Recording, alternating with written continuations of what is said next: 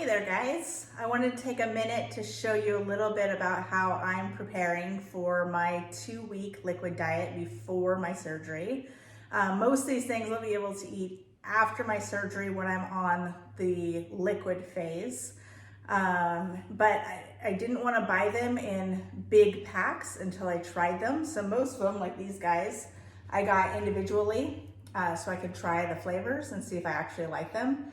And if I do, then I'll go buy big packs of them. Similarly with these guys, it was more expensive to do it this way at first, but I didn't want to end up with a 24 pack of protein shakes and not like them. I just had to throw away an expired pack of Premier Protein, the chocolate flavor specifically, because it gave me really bad acid reflux. That shouldn't be a problem after surgery because I'm doing an upper GI test, and if they find that I do indeed have GERD, then they will go in and fix it while they're doing my sleeve surgery. So that won't be a problem afterwards, but now it is, and they were expired anyways. So I didn't get any chocolate Premier Protein because I knew I liked those. But some of the things I did get, all of the drinks I got fell into the parameters of what my doctor was asking for. So my nutritionist said that I need to get protein shakes that had these specs. They had to have fewer than 200 calories per shake, more than 18 grams of protein, fewer than 12 grams of sugar, and fewer than 5 grams of fat. And on my pre-op plan, I can have up to 1 bar a day that fits into those parameters. So I got a few bars, but they're going to be kind of a last resort. I want to try to stick to the liquid diet as much as possible. I'm supposed to eat, or rather drink, 6 meals a day. So I'm going to be setting a timer and drinking those 6 times a day. So over my first 2-week period, I'm going to need 88 meals. And so this, if you can see, is only 63 meals. So I know it looks like a lot, but it won't even last me a full 2 weeks. So like I said, I wanted to get samples, wanted to make sure I liked the flavors and that they agreed with me, and then go back and purchase more. So I'll show you what I got. I got some muscle milk. This was highly encouraged on a lot of my Facebook groups that I'm on. This one is the genuine, so it has 25 grams of protein. And then this is the cookies and cream flavor. I also got, in the genuine, the 25 grams of protein, I got cookies and cream, chocolate, and vanilla. And then I also have another one that is a different kind on the same line, but it only has 20 grams of protein. I wanted to try the 2 different ones. I was curious if the ones with more protein were thicker, and if they had the same consistency as these ones did. So they still follow into the parameters, which is nice. And I got 2 flavors of this one, chocolate and vanilla cream. And then although Premier Protein does give me acid reflux, I'm hoping it's because of the chocolate flavor. So I did pick up some Premier Protein, and this by far has the most grams of protein in any of the shakes that I've seen so far. So 30 grams of protein per shake, which is really nice. And so I got vanilla, and I got strawberries and cream in this one. Oh, rather I got caramel and strawberries and cream. And then I went for some Slim Fast high protein. So a lot of the Slim Fast, I noticed, only had 10 grams of protein. So make sure when you're looking at the Slim Fast, you get the ones that are advanced nutrition, so they have more protein in them. Protein is really important because you're going to be losing a lot of weight, and they want you to lose fat and not any of your lean muscle mass. So the protein will help combat that. So I got vanilla and chocolate in that one. And then I found these shakes that are called Pure Protein. They are 30 grams of protein as well as the Premier. So I misspoke earlier. So these ones are 30 grams of protein also. They only had them in one flavor, so I got vanilla. And then I went to GNC last night and I got all of my supplements that I need, the vitamins and minerals that are required. I'll talk about those in a second. But while I was at GNC, they had a bunch of protein shakes, but they had individual ones and they had them in 4-packs. And then they had them, I think, in 10-pack cases. But these were really nice. They're $2 a piece, so it was good to get to try them. Whereas, like, for instance, the muscle milk at the corner store is $3.99 per meal. I think I paid just over $6 for 4 of them at the grocery store. So these lean shakes are 25 grams of protein, 180 calories, and 3 grams of sugar.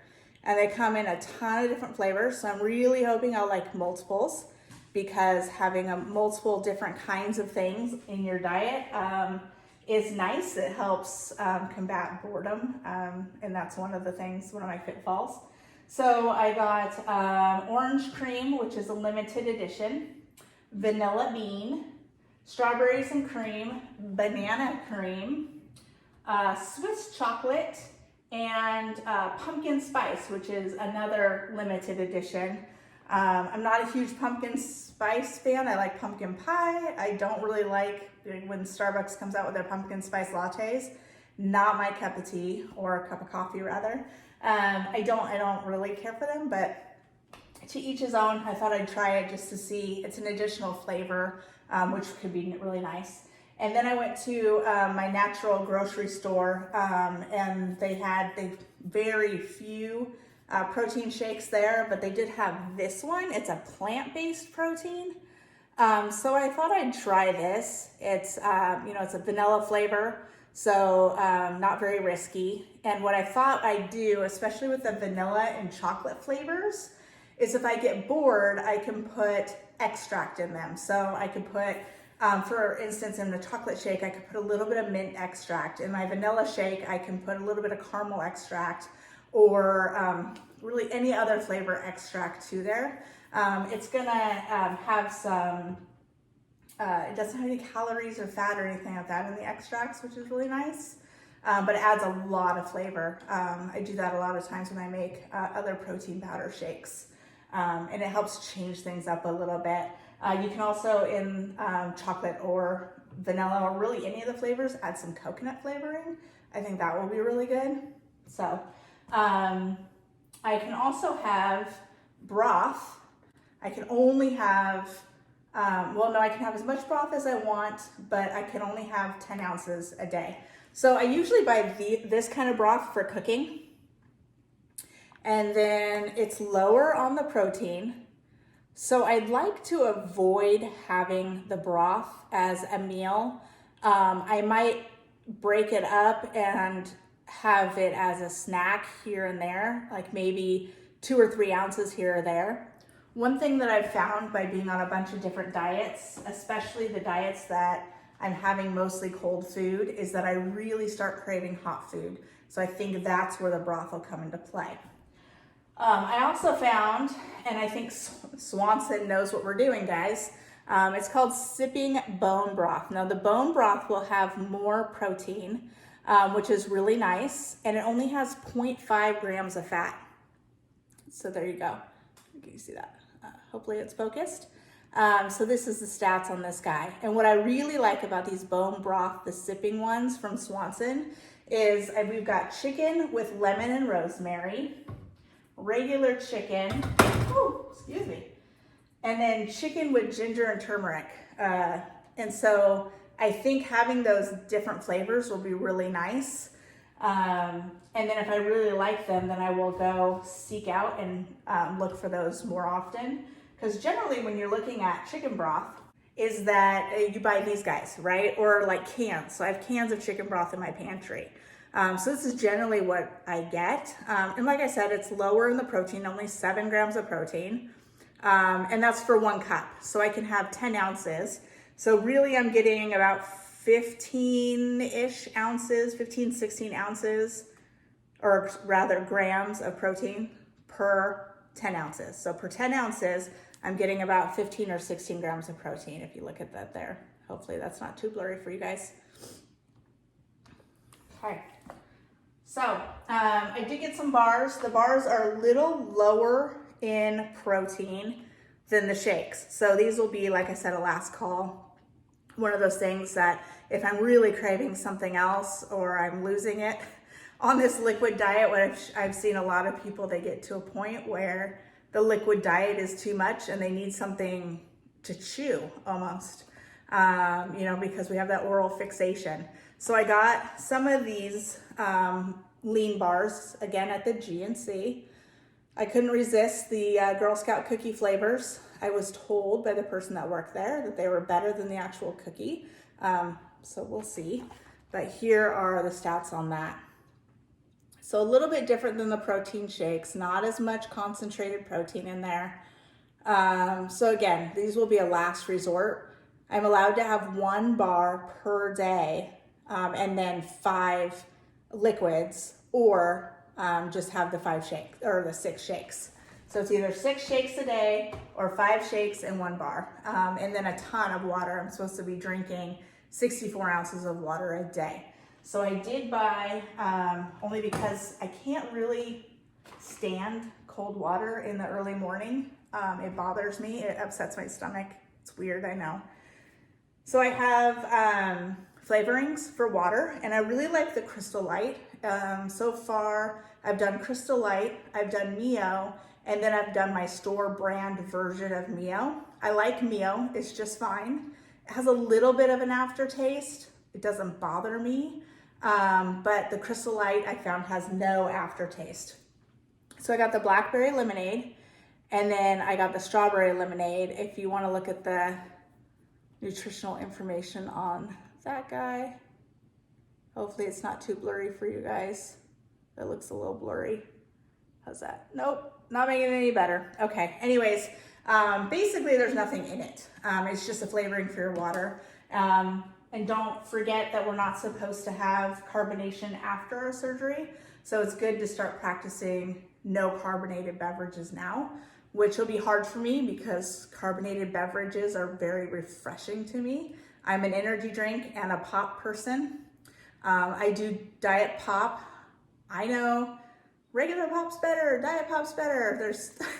There's arguments on both sides, right? I'm a Diet Coke drinker. It is what it is, but I won't be drinking it anymore. After surgery, it won't be very good in my new stomach. It'll cause a lot of gas. It'll make me feel full, which I really need that space for my nutrients.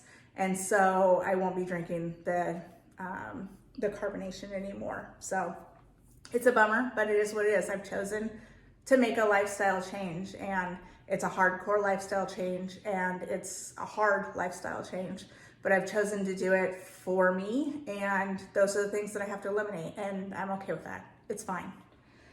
So let's talk about multivitamins. My doctor, rather my nutritionist, subscribed me a handful. A few of them are really hard to find. I should say a few of them. One of them was really hard to find, and that was the B12 with folate.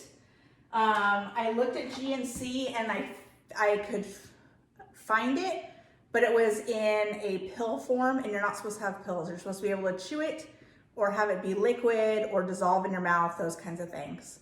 Because after your surgery, your stomach's gonna have less time to digest those and take fewer nutrients out of the vitamins. So chewables, liquids, those kinds of things are your better bet. So I went with the liquid vitamin D, which was one of the ones that was subscribed to me, or prescribed, not subscribed. I'm not subscribing to these vitamins. Iron, B12 with folate, and I found the B12 with folate at my natural grocery store. I've got calcium gummies, and I have a women's ultra mega really cool multivitamin. So I went with my nutritionist prescribed amounts of vitamins. So you're gonna have to talk to your nutritionist to see what they want for you. I also got this pill keeper. I thought it'd be really helpful to go in on, Sunday or whatever and fill it up. The reason why I got AM and PM is because you're supposed to separate your calcium and your iron by 2 hours. So you're not supposed to have them at the same time. And then some of your pills, we're not taking pills. Some of the vitamins, the chewables, the liquids that you'll have to take, you have to take one in the morning and one at night. So I thought the AM PM pill organizer would be nice. There's one more thing I wanted to show you. I did really want some sort of protein powder to put in water or in my beef broth, especially since it doesn't have as much protein in it as the shakes do, and it's really important to get that protein in. And I found that a lot of the powders were very expensive. I had a really hard time buying them. As it is, this stuff initially is really expensive. The food isn't even 2 weeks worth, right? And the vitamins are about a month's worth. So the vitamins were less expensive considering you're taking them over an entire month, but this isn't even 2 weeks worth of food. Granted, later I will buy them in bigger packs, but for now it was hard to spend that much money, only because it didn't make sense, but I wanted to try it and not throw stuff away later. So I wanted to get a good protein powder. There were some that were suggested to me. One of them was a really great protein powder, but it was like $40 for 28 servings, and I couldn't stomach the price. So I moved on with my life, and I happened to find protein powder at my natural grocery store near my house, and it's their brand of protein powder, and it fits right in with what I'm supposed to be having, even if I mix it in with one of these bone broths. And this whole thing, which is 16 servings, so it's 1/3 cup of the protein powder. It doesn't come with a scoop, which a lot of protein powders do. So it's 1/3 cup, which is about a scoop. So it's 28 grams is 1 serving. So 16 servings in the container, and I spent just over $6 on it. So I was really happy with that, willing to try this. There was another protein powder there that was super concentrate that I might try later. But for now, I did this one. So here's the stats on that guy. And if you don't have a natural grocers near you, you could probably write to them and have them mail it to you. But this was by far the most cost-effective one. Most of the protein powders that they had at GNC or my grocery store or whatever, they all had 30 servings per container of the protein powder. And in those 30 servings, most of them cost between, 18 and up. So you could spend, $50 or $60 on a canister of 30 servings. So even at $18 for 30 servings, you're saving money going this way, and it's clean protein. So, and it's whey protein, which is what was recommended to me. The other protein that I was looking at is a beef bone protein. And what caught my eye about that one is it has sodium and protein on the nutritional label, and everything else is zero. Zero carbs, zero calories, zero cholesterol, all of that, which really sounded good to me, because I could take a scoop of that and add it to any one of these, especially after surgery, if I'm only able to get, like, let's say 1 protein shake in a day, because I can't stomach it or whatever. I could add a scoop of that, which I believe was, what is this one? So the one I got, this one, is 22 grams of protein per serving, and I think the other one was similar.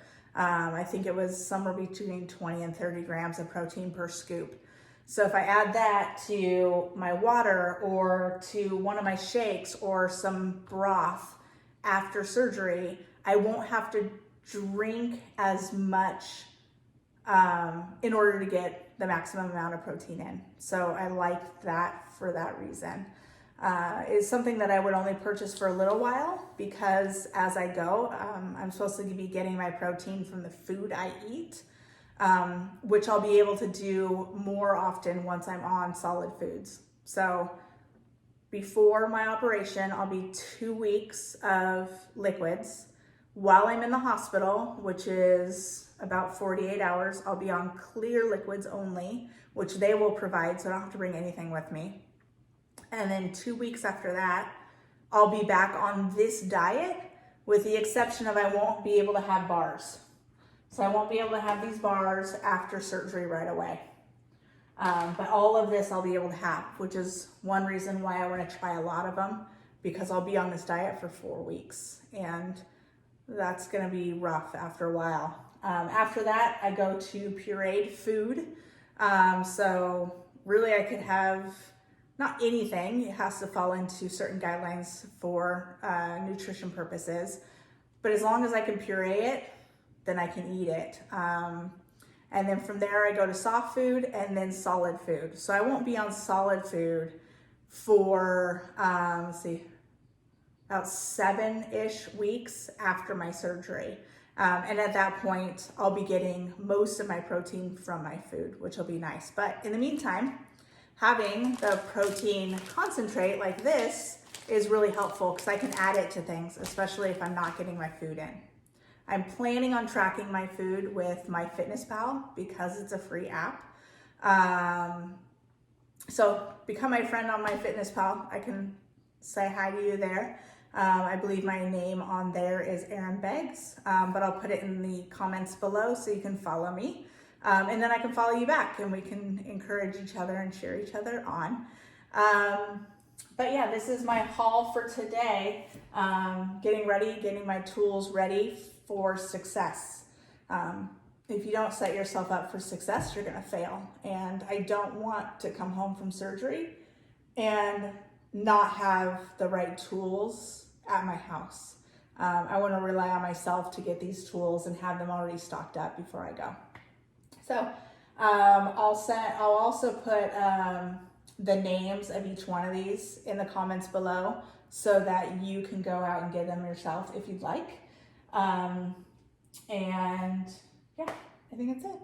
All right, thanks guys.